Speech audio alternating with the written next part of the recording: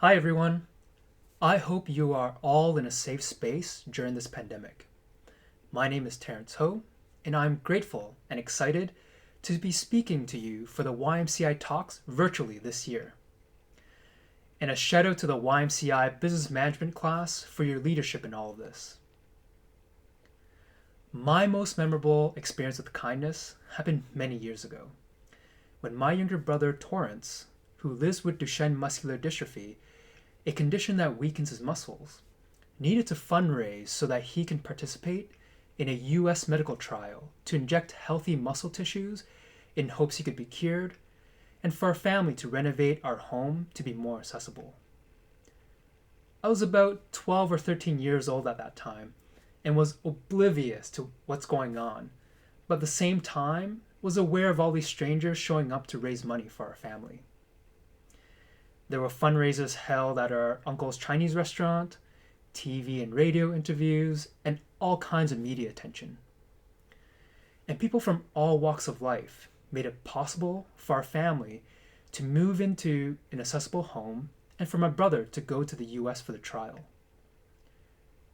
Even though the trial didn't help my brother, the entire experience of all the kindness from strangers definitely left a mark on the younger me. This mark has guided me to be actively engaged in my community, volunteerism, and social enterprises. And over the past several months, I've been observing, as we all might be from home, the good and the bad that's taken place.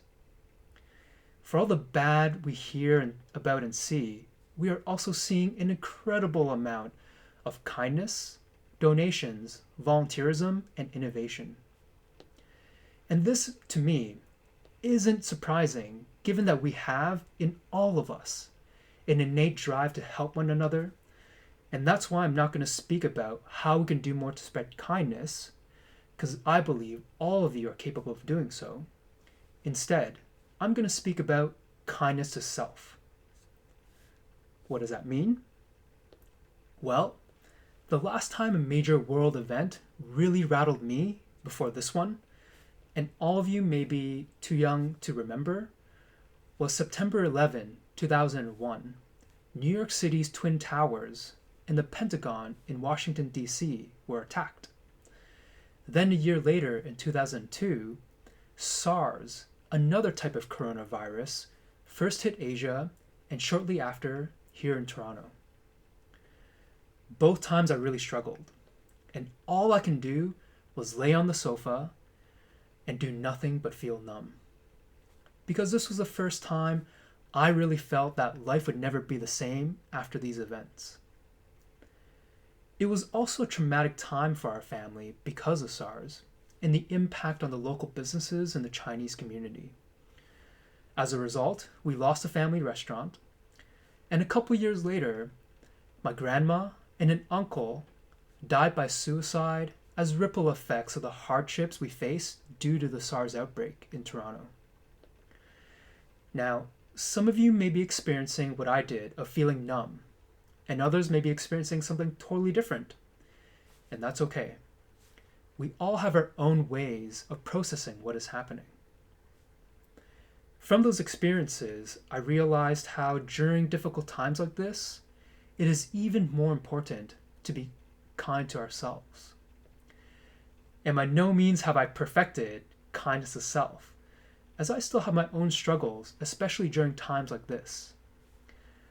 I will, however, share 3 things that have worked for me in the foundation of my own well-being that may be valuable to you too. The first is awareness. In the book, The Gift of Fear, Gavin de Becker says we tend to rationalize too much in our minds and override our instincts. So I want you to take a moment, close your eyes, take a deep breath in, and exhale.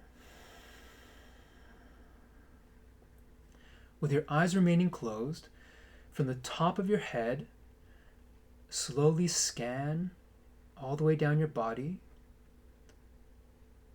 to the tip of your toes.